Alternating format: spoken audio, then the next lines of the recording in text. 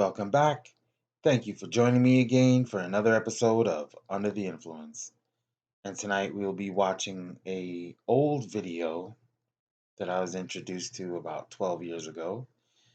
And it talks about how your brain and your eyes see reality.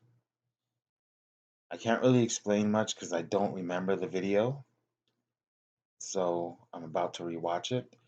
So before we start, I'm just going to get under the influence and we'll begin shortly. Stay tuned. The subject of this film you are about to watch reveals a crucial secret of your life. You should watch it very attentively, for it concerns a subject that is liable to make fundamental changes in your outlook on the material world. The content of this film is not just a different approach or a philosophical thought. It is a fact which is also proven by science today.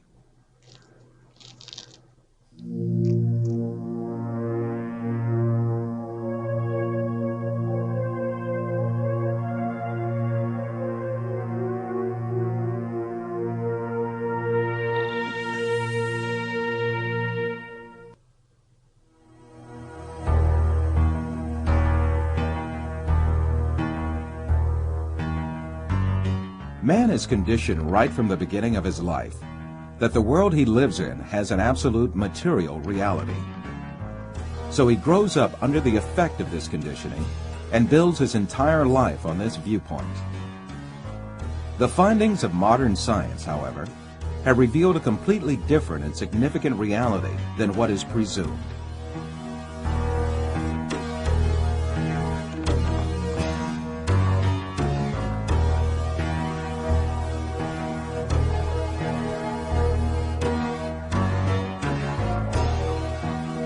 All the information that we have about the external world is conveyed to us by our five senses. The world we know of consists of what our eyes see, our ears hear, our noses smell, our tongues taste, and our hands feel. Man is dependent on only those five senses since birth. That is why he knows the external world only the way it is presented by these senses. Yet, scientific research carried out on our senses has revealed very different facts about what we call external world. And these facts have brought to light a very important secret about matter, which makes up the external world.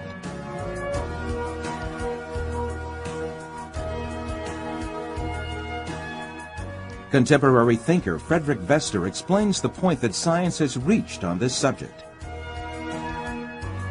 Statements of some scientists posing that man is an image, everything experienced is temporary and deceptive, and this universe is a shadow, seems to be proven by science in our day. In order to better grasp this secret behind matter, let us be reminded of our information about our sense of sight, which provides us with the most extensive information about the external world.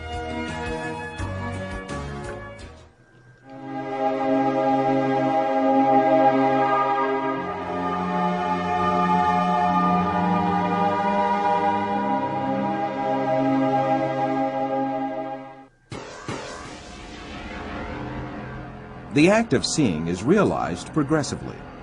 At the instance of seeing, light clusters called photons travel from the object to the eye and pass through the eye lens, where they are refracted and focus on the retina at the back of the eye. Here, rays are turned into electrical signals and then transmitted by neurons to the center of vision at the back of the brain.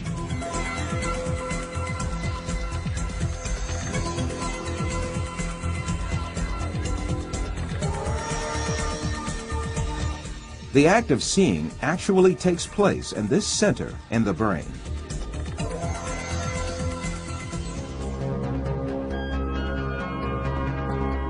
All the images we view in our lives and all the events we experience are actually experienced in this tiny and dark place. Both the film you are now watching and the boundless landscape you see when you gaze at the horizon actually fit into this place of a few cubic centimeters.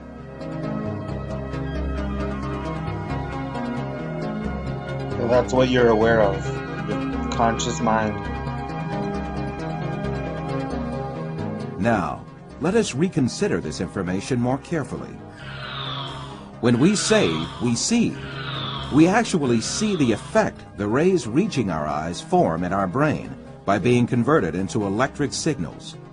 When we say we see, we actually observe the electrical signals in our brain.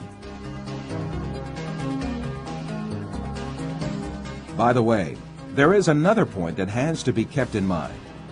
The brain is sealed to light, and its interior is absolutely dark. Therefore, it is never possible for the brain to contact with light itself. We can explain this interesting situation with an example. Let us suppose that in front of us there is a burning candle, and we view its light. During this period, when we view the candle's light, the inside of our skull and our brain are in absolute darkness. The light of the candle never illuminates our brain and our center of vision. However, we watch a colorful and bright world inside our dark brain.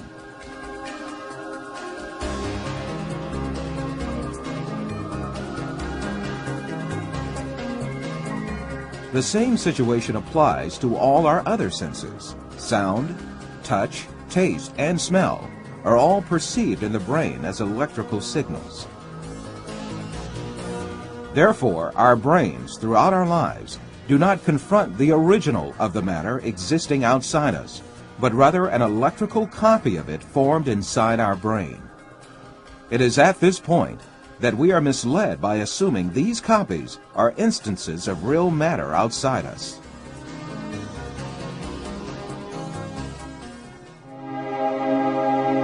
Sounds like the Matrix. When Morpheus was explaining reality. These physical facts make us come to an indisputable conclusion. Everything we see, touch, hear, and perceive is matter. The world, or the universe, is only electrical signals in our brain.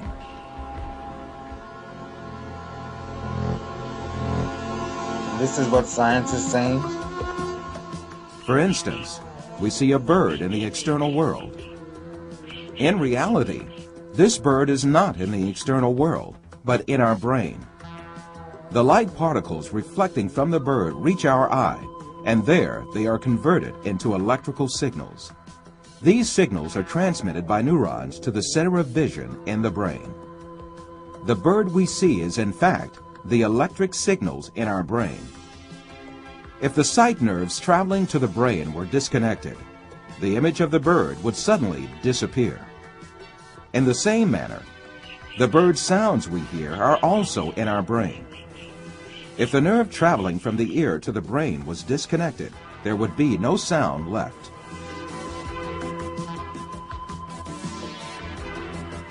Put simply, the bird, the shape of which we see, and the sound of which we hear, is nothing but the brain's interpretation of electrical signals.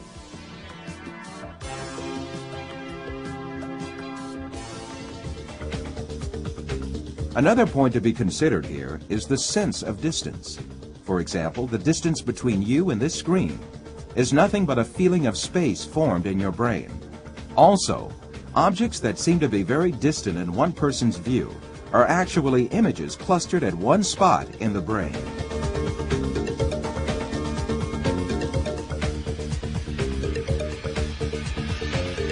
For instance, someone who watches the stars in the sky assumes that they are millions of light years away from him.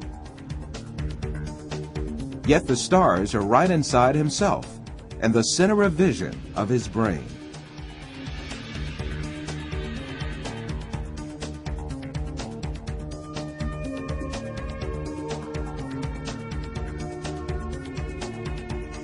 While you watch this film, you are, in truth, not inside the room you assume yourself to be in.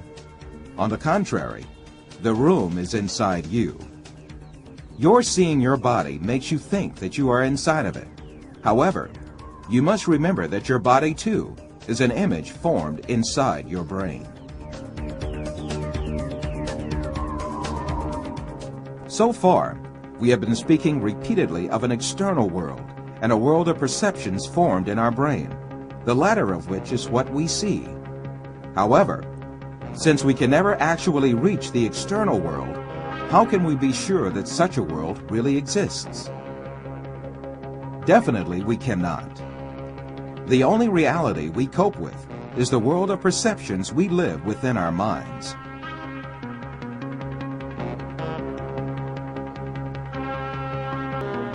We believe in the existence of objects just because we see and touch them, and they are reflected to us by our perceptions. However, our perceptions are only ideas in our mind.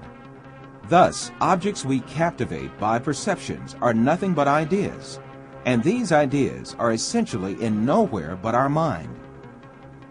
Since all these exist only in the mind, then it means that we are beguiled by deceptions when we imagine the universe and things to have an existence outside the mind. To imagine matter to have an existence outside the mind is indeed a deception. The perceptions we observe may well be coming from an artificial source. It is possible to see this in the mind's eye by an example.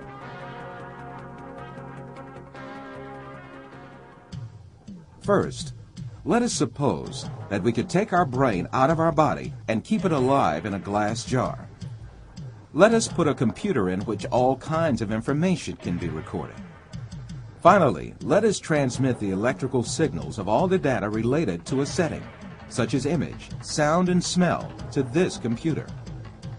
Let us connect this computer to the sensory centers in our brain with electrodes and send the pre-recorded data to our brain. As our brain perceives these signals, it will see and live the setting correlated with these. From this computer, we can send to our brain also signals pertaining to our own image. For instance, we can send to our brain the electrical correlates of such senses as sight, hearing, and touch that we perceive while we sit at a desk. In that state, our brain would think itself as a businessman sitting in his office. This imaginary world would continue as long as the stimulations keep coming from the computer. We would never realize that we only consist of a brain. It is indeed very easy for us to be deceived into believing perceptions without any material correlates to be real. This is just what happens in our dreams.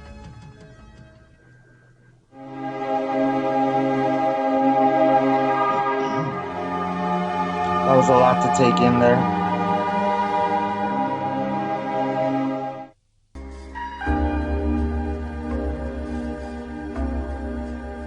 For you, reality is all that can be touched with the hand and seen with the eye. In your dreams, you can also touch with your hand and see with your eye. But in reality, you have neither hand nor eye, nor is there anything that can be touched or seen. Taking what you perceive in your dream to be material realities, you are simply deceived.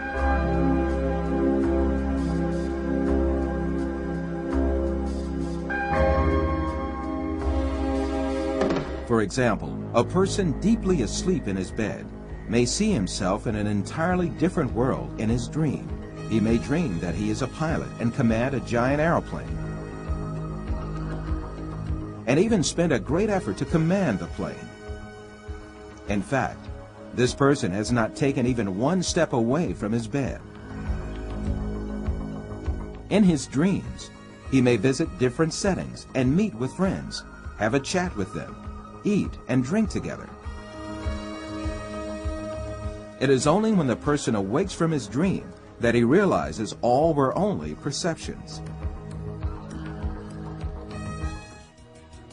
If we are able to live easily in an unreal world during our dreams, the same thing can equally be true for the world we live in. When we wake up from a dream, there is no logical reason for not thinking that we have entered a longer dream that we call real life. The reason we consider our dream to be fancy and the world as real is nothing but a product of our habits and prejudices. This suggests that we may well be awoken from the life on earth, which we think we are living right now, just as we are awoken from a dream.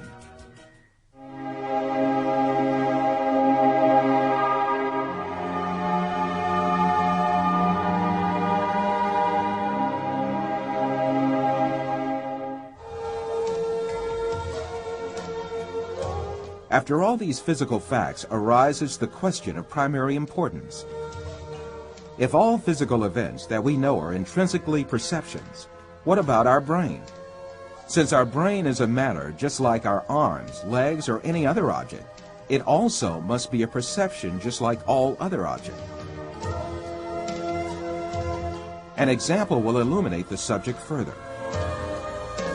Let us think that we extend the nerves reaching our brain and put it outside our head, where we can see it with our eyes. In this case, we would be able to see also our brain and touch it with our fingers.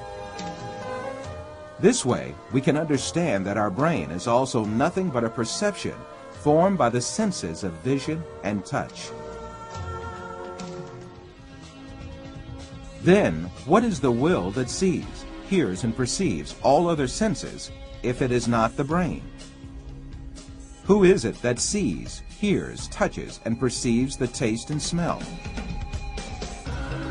Who is this being that thinks, reasons, has feelings, and moreover that says, I am me? One of the important thinkers of our age, Karl Pribram, also poses the same question. Since the Greeks, philosophers have been thinking about the ghost in the machine, the small man within the small man, etc. Where is I, the person who uses his brain? Who is it that realizes the act of knowing? As St. Francis of Assisi said, what we search for is the one that sees. In fact, this metaphysical being that uses the brain, that sees and feels, is the soul. What we call the material world is the aggregate of perceptions viewed and felt by this soul. Just as the bodies we possess and the material world we see in our dreams have no physical reality, the universe we occupy and the bodies we possess now also have no physical reality. The real absolute being is the soul. Matter consists merely of perceptions viewed by the soul. Yes, even if we start with the presupposition that matter is real, the laws of physics, chemistry, and biology all lead us to the fact that matter consists of an illusion and to the inevitable actuality of a metaphysical matter. This is the secret beyond matter. This fact is so definite that it alarms some materialist scientists who think matter to be the absolute being. Science writer Lincoln Barnett says in his book, The Universe in Einstein, along with philosophers' reduction of all objective reality to a shadow world of perceptions, scientists have become aware of the alarming limitations of man's senses.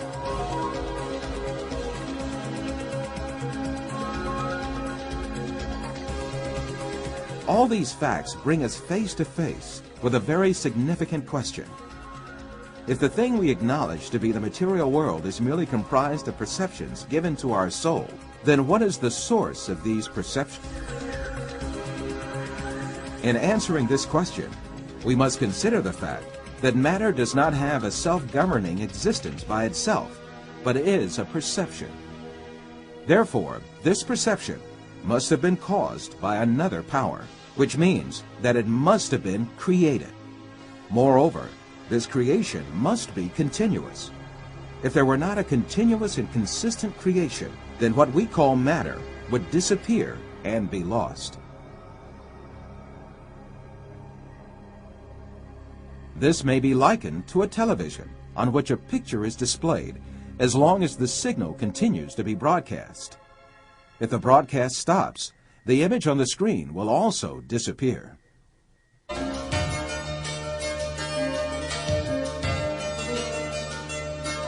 Okay, so that was perception. What is reality? Now, I remember there being more to this video, so I'm not sure if they might have taken it down, but I do remember more being in this video, and it did seem like they cut it short too. So I'm gonna have to look that up and see if there's an ending to it. But yeah, this blew my mind when I first watched it, and then it just led me down the rabbit hole of wanting to learn more about quantum physics and how our brain works. So I'm not saying to take this video as the truth, because it's one video. You need to do your own research and come to your conclusions. But let me know what your thoughts are on it. I'm probably going to watch this again because there's so much to dissect. This is not something you can just watch and just be done with. If you're taking learning about yourself seriously, you need to learn a lot of things.